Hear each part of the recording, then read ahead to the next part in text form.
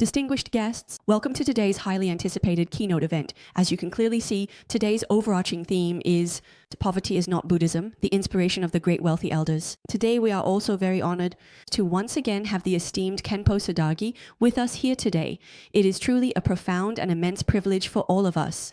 Today our revered teacher will also, for everyone present, whether you are diligent students or deeply devoted followers, graciously lead us together on a completely new and transformative spiritual journey. Now let us hand over time to our esteemed and highly revered Khenpo Sodargye, a truly remarkable spiritual teacher.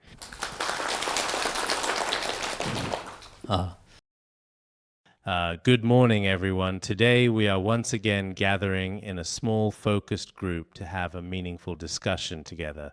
The significant topic of our discussion is Poverty is not Buddhism, the profound inspiration of the great wealthy elders. Actually, these topics were mainly provided by your side. I haven't had the chance to think about them in great detail because recently I've been busy with some translation work. Recently, I have been translating a work called An Explanation of the Ornament of the Mahayana Sutras. An explanation of the ornament of the Mahayana Sutras is indeed one of the 5 treatises of Maitreya Bodhisattva. It is widely considered to be very famous and highly regarded within the realm of Buddhism. There was a translation of it during the Tang Dynasty, but when compared to the current versions, it is quite different, including the Tibetan and some other translations. It is relatively difficult to comprehend and grasp the details of this subject matter. So, after much consideration, I have decided to spend 3 full years, beginning this year, to carefully translate it. For me, this is something of importance and holds considerable significance. But I don't know if anyone will truly be able to fully understand or appreciate it all, or whether anyone will value it. It's hard to say, because nowadays we currently live in an era, a time of constant evolution, where there is an extreme trust in and relentless pursuit of material things and worldly possessions.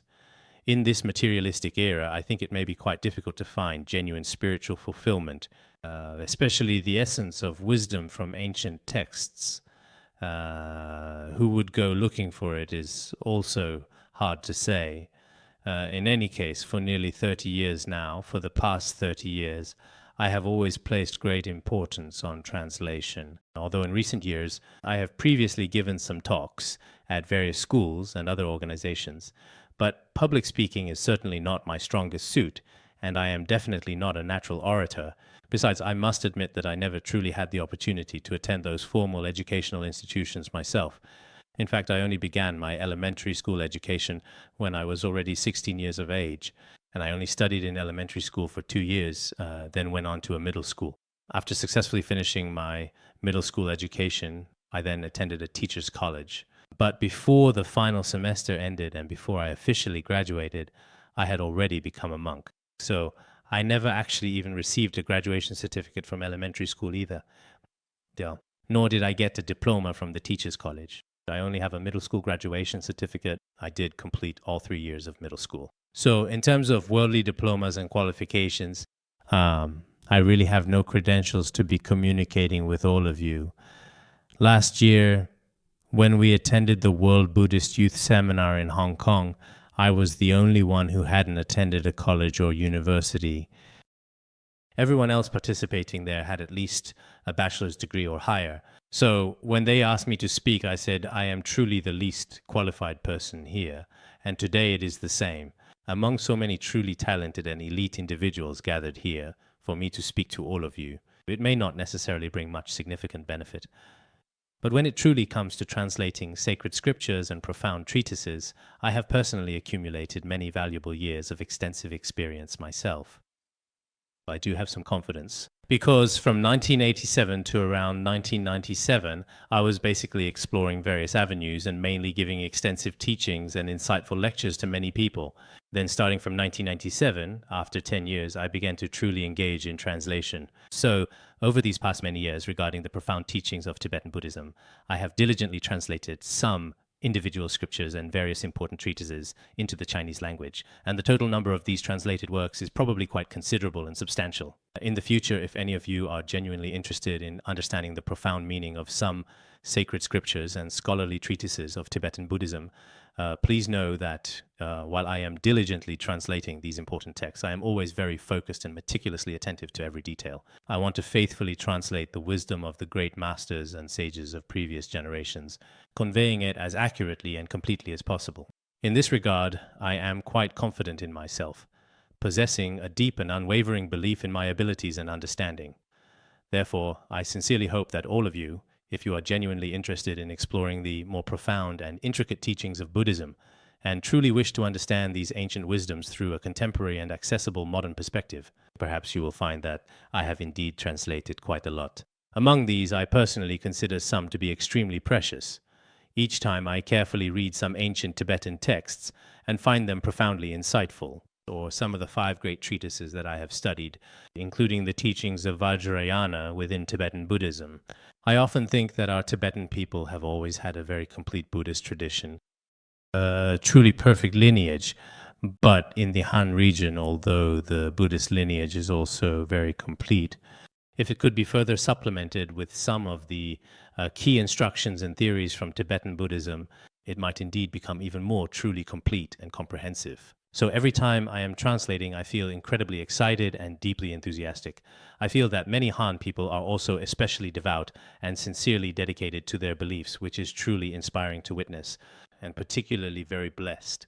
These people use their wisdom to understand the profound meanings of the great masters of the past, which is extremely valuable and worthwhile. So I have always felt that I myself, living in this world, my primary and most significant contribution may very well be in the specialized area of linguistic translation and interpretation. Einstein once profoundly said, "The true main value of our lives is in what we give." Giving is truly the most important value in one's life. We shouldn't really see what we gain for ourselves as our true value or worth. Many of us think, "What have I gained?" We believe that if we gain something, we are successful. We have this kind of mindset. But from the profound perspective of the scientist Einstein, it's not truly that a person is remarkable because of what they have gained or accumulated. Instead, it should fundamentally be about what we have generously given. So for each and every person, giving is indeed very important. In my own personal life, I honestly can't say I've done a great deal in many areas, but I have devoted all my time and energy to translation. Sometimes I think to myself, maybe no one will really understand it. Sometimes I think worriedly, maybe no one will ever read it. At times, I wonder silently, perhaps after I leave this world, will these ancient scriptures and historical treatises be of even a little help to people in the modern world? If they can be of even the slightest help, I would be truly delighted. So today, just now, I happened to spontaneously come up with this particular passage. The specific viewpoint I'm discussing today, poverty is not Buddhism, is a concept I haven't given any extensive or deep special thought to beforehand. However, in reality, as the very name itself clearly suggests, its meaning and implications are fairly straightforward and easily understandable to most people. Most people probably think that Buddhism is basically a way of life that is very austere and thoroughly pure. It should also be considered a committed lifestyle that seeks willing poverty, profound simplicity, and absolute frugality. Therefore, things like worldly money, social status, and fleeting fame are things that cannot be truly pursued or ultimately obtained in Buddhism. Even if you were to acquire these things, it seems like they might inherently contradict the teachings of Buddhism. Many entrepreneurs also often say, "I originally truly wanted to study Buddhism seriously, but instead of that path. But after starting to learn Buddhism, on one hand, the precepts and rules in Buddhism are quite troublesome, with so many inherent restrictions and significant constraints. On the other hand, Buddhism fundamentally requires living a very simple and unadorned life. But as an entrepreneur, I undeniably need to make money and actively accumulate wealth." This pursuit of wealth, unfortunately, goes directly against the core teachings of Buddhism. Many people commonly hold this kind of thinking. However, in practical reality, this particular perspective may not always be considered very reasonable. Is there a tradition of living a rather austere life in Buddhism? There certainly is. In the teachings of early Buddhism, There is also the idea of being content with little and having very few desires, living a very pure life, including nowadays, for example, in Myanmar, there is the practice of alms round. Some of you may have been there. Sometimes you can go and experience it yourselves. For example, the way people currently live in Myanmar, including many lay Buddhists, they basically do not accumulate much wealth, often living a life of extreme simplicity. As for monastic Buddhists, they may possess nothing more than a humble bed in their Spartan rooms. They typically go out barefoot into the community to collect alms for their daily meals. And the food they receive this way is what sustains them for the day. Every day some eat only one meal before noon, and some do not eat after midday. This way of life continues even to this day. There are still many practitioners who are living their lives like this, including even nowadays. In a single monastery, there may be hundreds or even thousands of dedicated monks, all living this particular and disciplined kind of life. This profound and structured existence was also demonstrably the case during the historical time of the Buddha, and such foundational teachings and practices exist extensively within the venerable Vinaya tradition. Now, in Buddhism, for example, some of our dedicated and committed entrepreneurs, or people who are a bit more fortunate, does being materially wealthy mean they cannot form a good, genuine connection with Buddhism? Actually, that's definitely not the case.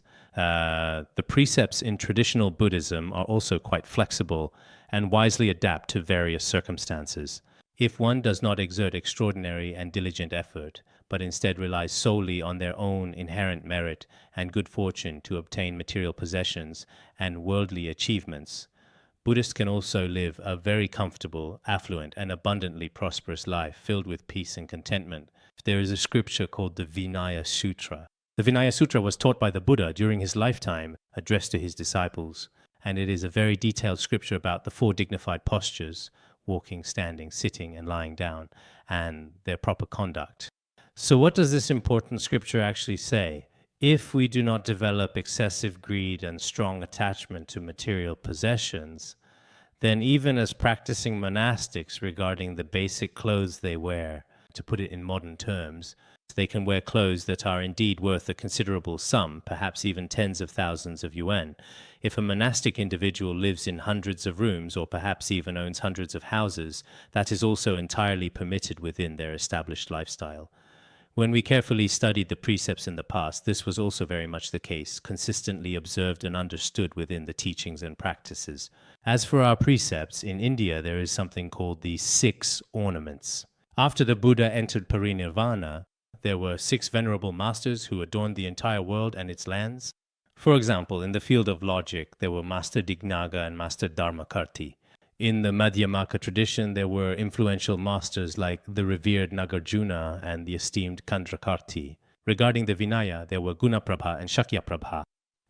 In the Abhidharma tradition, there were Bodhisattva Sangha and Bodhisattva Vasubandhu. These are known as the 2 sages and 6 ornaments. They fully expounded upon and widely propagated the entire Buddhist doctrine. Who was it that propagated the Vinaya? It was the esteemed Gunaprabha and the venerable Shakyaprabha who significantly propagated it. Among their important treatises, there is one particularly notable work called the Root Vinaya Treatise. In the Root Vinaya Treatise, it is explained very clearly, as I mentioned earlier, if there is no need to create negative karma, and if, through one's own significant merit or effortlessly, one wears truly luxurious clothes worth tens of thousands of yuan.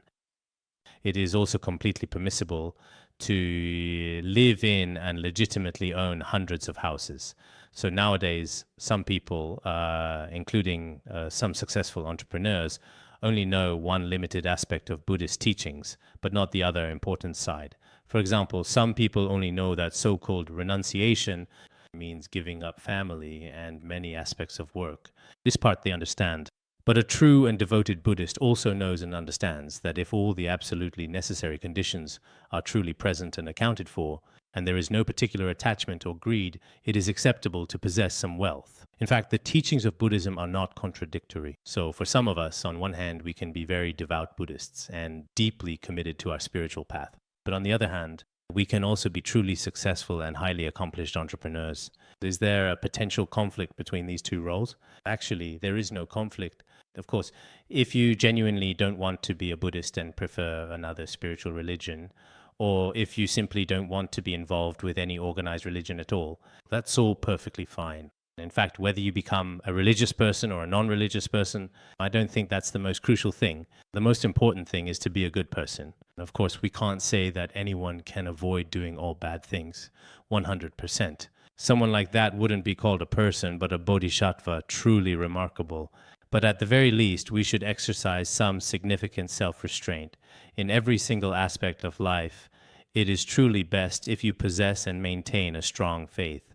Why is it considered the absolute best approach?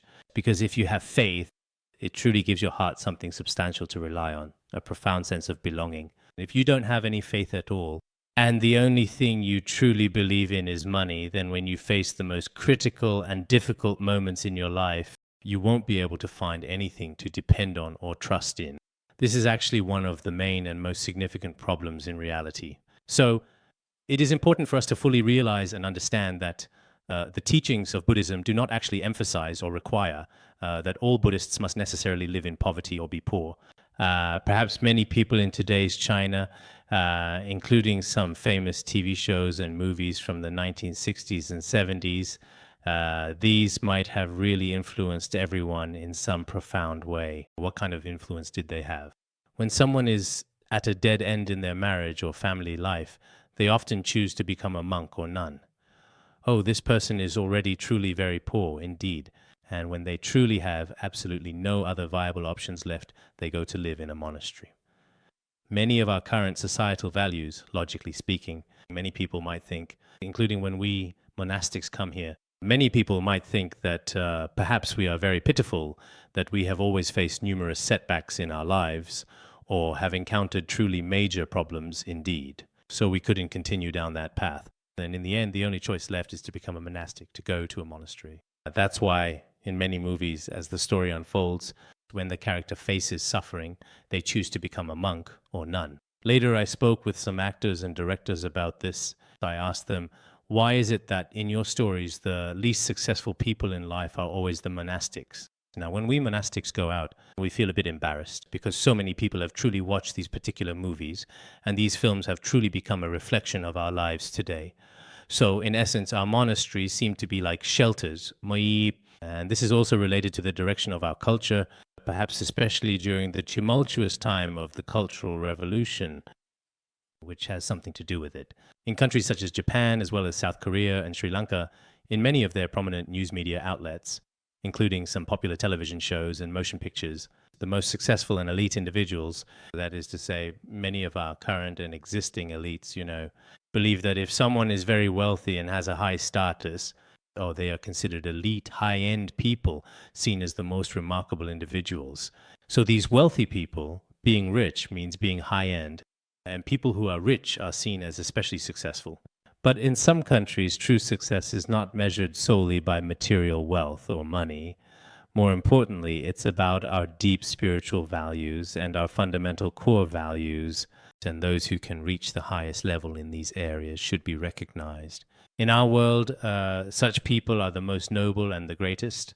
There is such a point of balance. So what should we think about here? That is, what exactly is Buddhism like when we examine it closely? In fact, Buddhism truly is a form of elite education, a refined discipline of the mind and spirit. You could certainly put it that way. Its comprehensive educational content also encompasses some foundational lower levels, as well as intermediate and more advanced higher levels. Indeed, there are distinct and varied tiers. At the higher, more sophisticated levels, it really is difficult for lay people, for those doing all kinds of worldly business, to achieve all of these important things. Even for many of us who have been monastics for many years, it's also very hard to accomplish. But when it comes to some of the more intricate and intermediate level teachings, you all should absolutely be able to practice them as well. Therefore, we must never, ever think that Buddhism is a path of poverty that no one dares to follow, or that once you start learning, you can't touch any of your family property.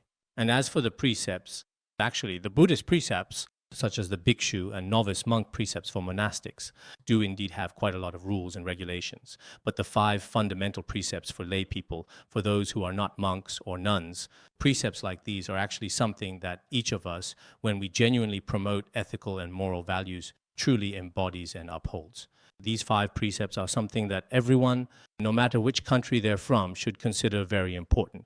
Not killing, not committing sexual misconduct, not stealing, and also not telling lies, not telling big lies. We haven't even mentioned small lies yet, not telling big lies. As for small lies, we all, especially those of you who do business perhaps, but in Buddhism, when it comes to big lies, it's like saying, I'm not a Buddha, but I pretend to be a Buddha. That's precisely what we now truly call a significantly big fraud, someone who has no genuine accomplishments but falsely claims to be highly accomplished and successful. People like this are also very common in our society. As for some other cases, such as the convenient little lies you might tell in business, or other common behaviors that we observe in our everyday lives, these are not strictly prohibited. So when it comes to the simplest and most fundamental precept, sometimes we as human beings inherently need some kind of external restraint or guiding principle, and that's actually very understandable and entirely reasonable. In this way, we can see that Buddhism, in fact, can also be said, in a certain sense, emphasizes a path that wisely avoids extremes. One should not be overly wealthy or extravagant, nor should one pursue excessive material accumulation, nor should one be excessively poor. There is a well-known verse that we often recite and reflect upon. Let me recite it in Tibetan. 하장 슈부 겸도는 워루 겸도 머티에장 와르미 겸도 제네장 딱다랍종 토버죠. This includes a prayer that we monastics make. And what exactly does this prayer truly mean? May I not be born into a very wealthy family, because if one is too wealthy, every day is spent calculating finances, and there will be no opportunity to practice the path. Nor do I wish to be reborn into an especially poor or destitute family, because if one is too impoverished, even basic living necessities and food become difficult to manage. May I be born into a comfortable middle-class family and always be able to practice the right path at all times. This is the kind of aspiration being made. Therefore, from this, we can also see that the lifestyle advocated in Buddhism is relatively moderate. Of course, if you have good fortune, that's also acceptable. Here, when we talk about really, truly great elders, do you know that in Buddhist history, there was an elder named Anathapindika? He was considered to be extremely blessed. At that particular time, he could be truly called the richest man in all of Asia. In our modern world today, we often talk about the world's wealthiest people, such as Bill Gates and many other prominent figures. And in Asia, entrepreneurs like Li Ka-shing and Jack Ma, they compete with each other in the modern era. At that time, the wealthiest person in India was actually Anathapindika. Anathapindika devoutly wanted to invite the Buddha to a certain appropriate place to give teachings. He saw that there was a park that was especially beautiful and tranquil, so he wanted to invite him there for his teachings, but this park belonged to a prince. Anathapindika went to him and asked, "Could you sell it to me?" It was just like our modern-day real estate transactions are today. He then said, "I want to invite the Buddha."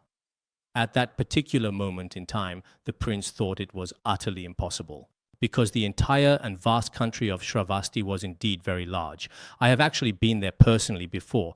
In the year 1990, I specifically went to Anathapindika's beautiful and serene park. At that particular time, the prince did not agree right away.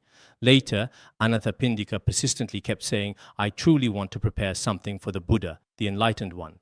In today's terms, it would be like building a villa as an offering for his residence. He asked, "Could you sell me the entire garden?" Then the prince jokingly said to him in jest, "All right, if you cover my entire park with precious gold, you can have it. If you cover every inch of it with gold, then I can sell it to you." Later, incredibly, Anathapindika really did it. What was truly special about him, he could clearly see things without using any modern detectors at all. He could clearly see valuable treasures hidden deep underground, including precious gold. He could distinctly perceive it with his own naked eyes. He had this ability. That's why he was an especially wealthy person. In the end, he really did cover the entire garden with gold. At that time, the prince was very surprised. He said, "Well, I've already sold you the land." Earlier, we had already successfully finished our verbal agreement. But as for the numerous trees growing abundantly on the land, because there were indeed many, many trees within the expansive garden, we needed to consider them carefully. These particular trees were not sold to you, so the complete ownership of these specific trees is still entirely mine, and I will personally make the offering for them. You, on the other hand, bought the land, so you will be responsible for making the offering of the land itself. As for all the numerous trees that are currently on this land, I will indeed make the offering for them. So the two of us will work together to make offerings to the Buddha. That's why the name of this garden later became called Jetavana Anathapindika's monastery. Jeta refers to Prince Jeta, the son of King Jeta. There were many beautiful and abundant trees in this particular place. Jeta's trees specifically refers to the valuable property of the prince. Anathapindika means the land was bought by him, covered with gold. When I personally went to that place, I truly thought, indeed, in our long and rich history, more than 2,000 years ago, there were such incredibly wealthy and profoundly noble people existing in the world. Later, with great reverence and devotion, they generously offered this magnificent and serene garden to the Buddha and meticulously built a monastery there. There are still some significant ruins remaining today. If you have the fortunate chance, you should definitely go and take a look when you make a spiritual pilgrimage to India. At that particular time, Anathapindika was extremely wealthy and influential. It is also mentioned in other scriptures as well that Anathapindika was not only incredibly wealthy in this present life, but also in many of his numerous previous lives, he was likewise extremely rich and prosperous. I think some of the business owners here are also quite wealthy in this life. This is most definitely truly related to the merit accumulated in past lives.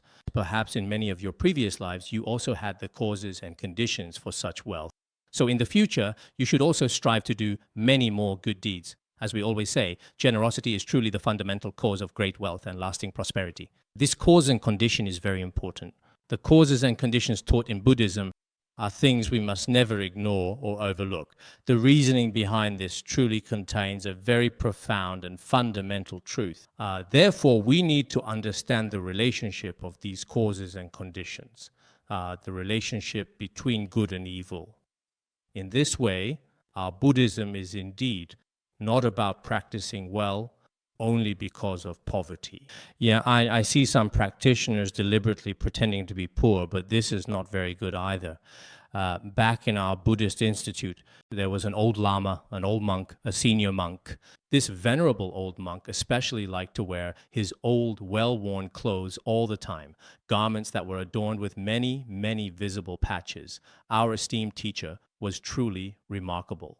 His profound wisdom, both worldly understanding and transcendent spiritual insight, including his insight into many of the major directions of the present and the future, was truly extraordinary. One day in class, he directly refuted this monk, pointedly asking, "Are you deliberately wearing old, worn-out clothes?" He then explained that if this was indeed the case, then even that act of intentionally wearing old garments would unfortunately become a subtle yet significant kind of attachment. There is absolutely no need at all to intentionally play the role of being poor. If you are especially attached in your heart to material possessions, then even if you pretend to be poor outwardly, you still won't achieve spiritual progress. But if you are not particularly attached to money in your mind and you view it naturally as a tool, even if you possess great wealth, even if you have piles of gold and silver as high as mountains, you still won't have any significant obstacles to your complete and true liberation. In the past, there was indeed such a notable and significant case within the traditions of Tibetan Buddhism. There was a highly revered and influential person named Jamyang Khyentse Wangpo. I'm curious if any of you present here today have ever heard of this remarkable individual. He lived approximately around the 19th century during that particular historical period. He was extremely renowned in Tibet. He received the transmissions from all the schools, including Sakya, Nyingma, and all the other lineages. Moreover, in terms of his spiritual attainment, he reached the highest level. All the different schools recognized this. At that particular time, he was an incredibly great, truly remarkable, and profoundly influential person. Even today, when we carefully look at his extensive writings, they are truly astonishing and deeply inspiring. He was also quite well off financially, possessing considerable wealth. He lived in Dij, a significant location in what is now Garze Prefecture. He was essentially like an emperor, wielding substantial influence. The place where he lived was magnificent and splendid. It was truly no different from a magnificent royal palace. He was indeed someone with exceptionally favorable circumstances and a very privileged position. There is another person, I don't know if you have heard of him, the author of The Great Perfection Preliminary Practices, Patrul Rinpoche. Patrul Rinpoche, throughout his entire life, always presented himself as what kind of person? He consistently appeared as a very humble and truly poor practitioner indeed.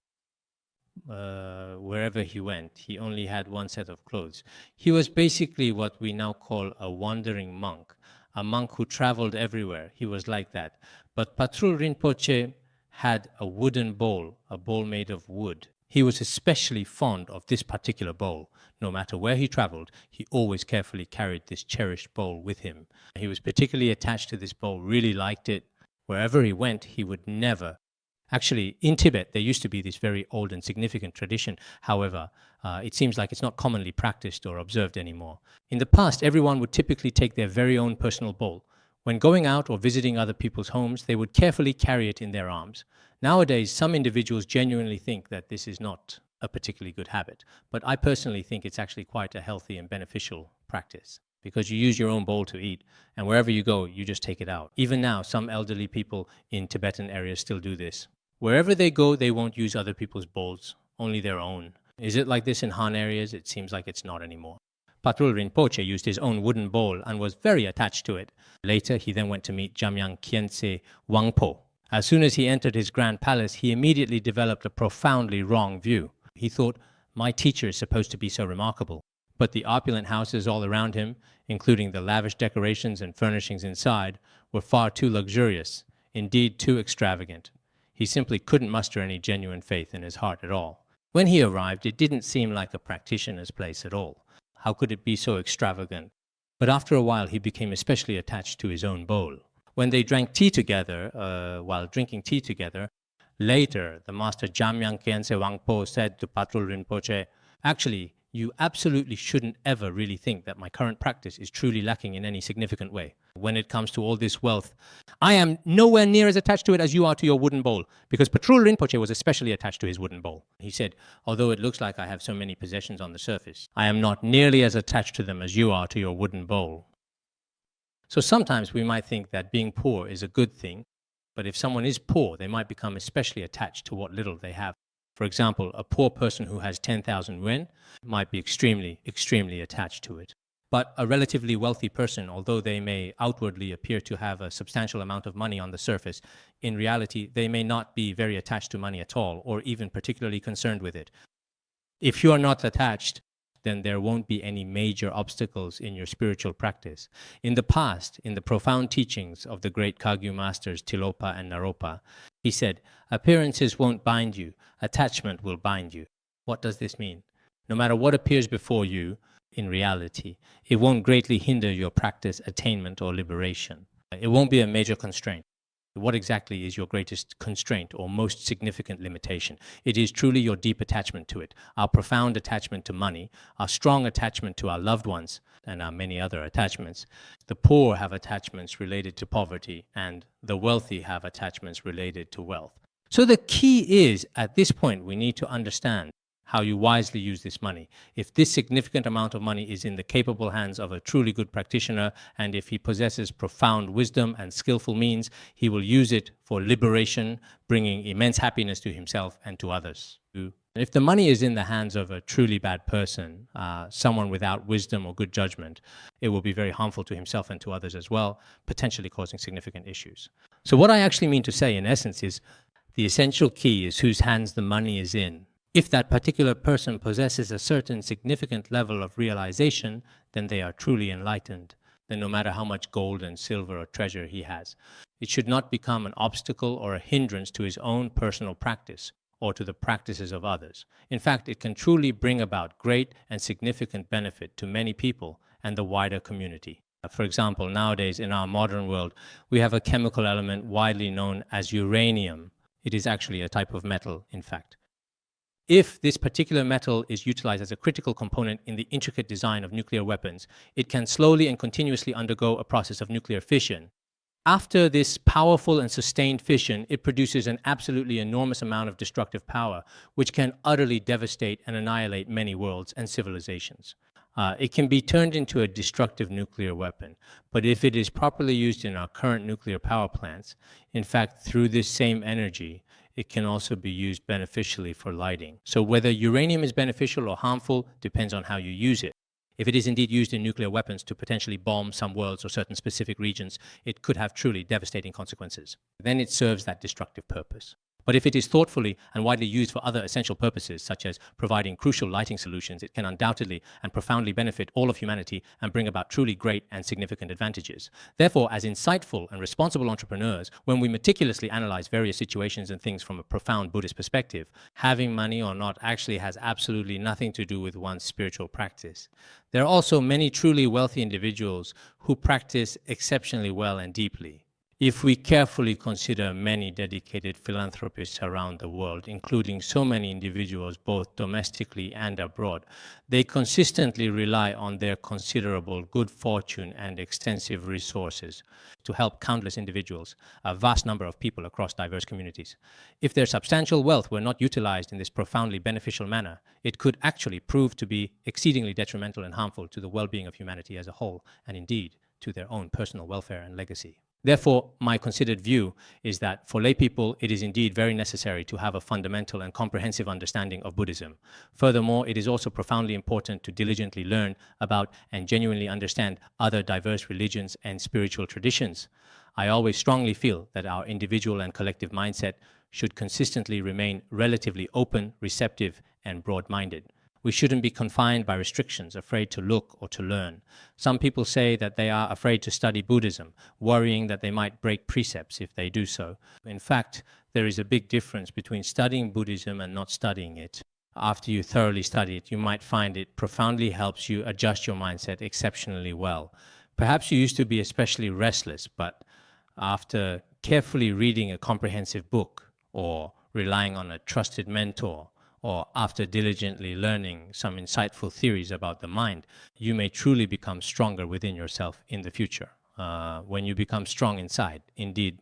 In fact, no matter what happens externally, you will certainly have the ability to effectively face and overcome these problems. However, if our own mental training and preparedness are not adequately in place, then even if the external environment is great and you possess a lot of wealth and resources, the pain inside may still truly be completely impossible to fully resolve. Therefore, to effectively resolve suffering, we need a particular kind of wisdom. What does Buddhism specifically say about this wisdom? It talks about the four seals, which are fundamental and core principles in Buddhism and serve as foundational principles. All conditioned phenomena are inherently suffering. All compounded things are truly impermanent. All phenomena are entirely without self and are fundamentally empty in nature. Nirvana is profound peace. These profound truths are called the four seals. Of course, the meaning of these four seals, for those of you who have not really studied or indeed ever professionally practiced them at all before, at first, this may sound rather unfamiliar. But I also sincerely hope that while you are achieving significant success in your career, you will also pay careful attention to the inner aspects of the spiritual world.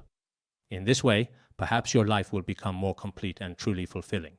More importantly, the ultimate teaching of Mahayana Buddhism, including the main purpose after you attain Buddhahood, is to benefit all sentient beings.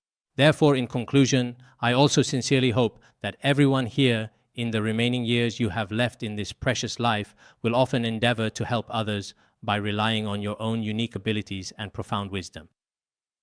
As entrepreneurs, especially successful people like you in society, we should not monopolize all the resources for ourselves.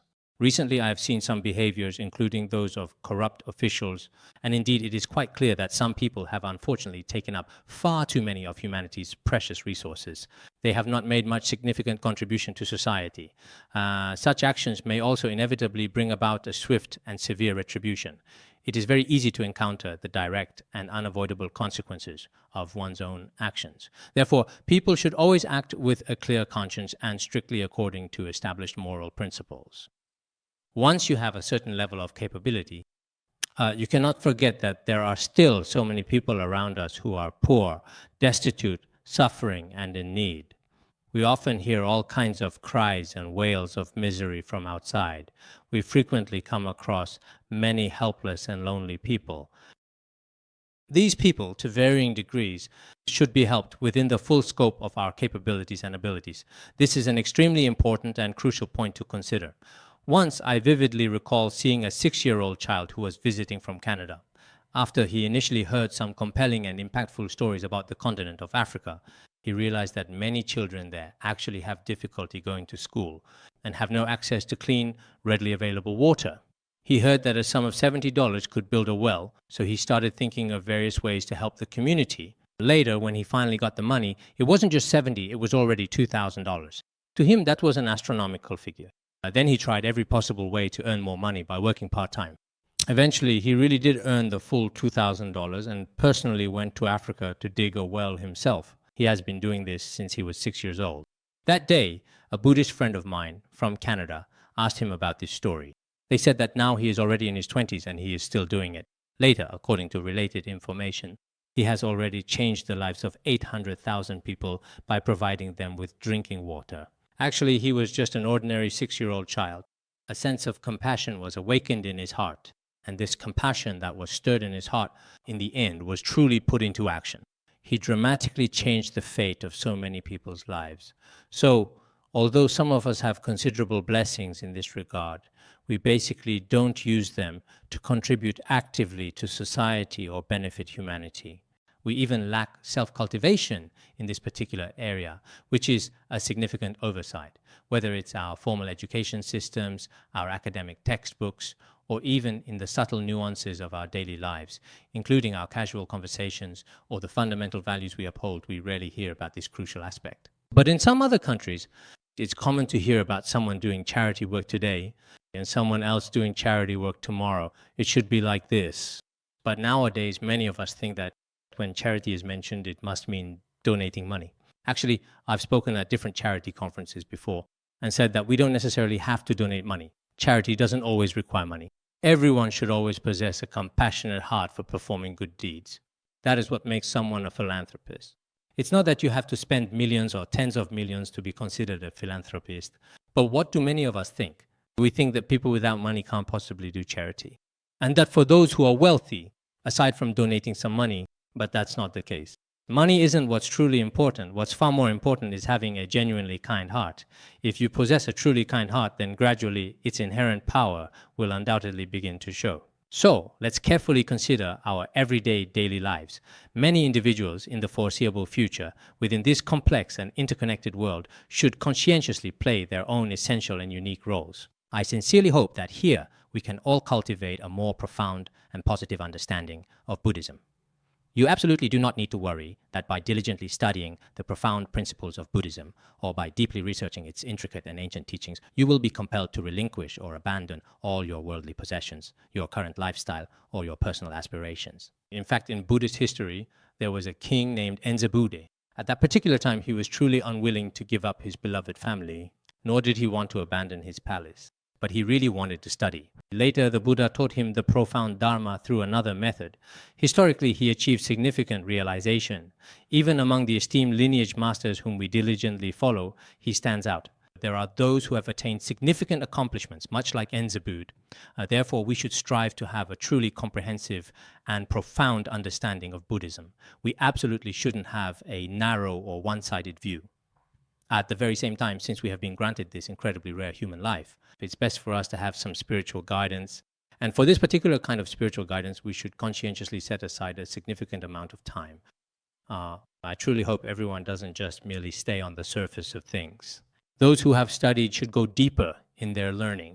You should study from the 5 great treatises of the exoteric tradition all the way to Vajrayana, because many of us may always remain at a rather superficial level, never truly delving into the deeper aspects of understanding. Without ever delving deeper, if that's the case, it would be a real pity. You truly have such good opportunities, great wisdom, and favorable conditions. At this time, if you encounter such truths, it is truly very important, no matter what the situation, as the wise ancients used to say. The profound truth is often held securely in the capable hands of a select few. So, in this complex world, whether it is the tangible worldly truth or the more abstract transcendental truth, It will consistently remain within the grasp of not too many people, but rather a limited number of discerning individuals. But this particular kind of fundamental truth is something that we really and truly need to fully understand directly. At the very same time, each and every one of us has the causes and merit to seek the truth. The key is how we make use of it ourselves. This depends on our own wisdom. I think I'll stop here for now.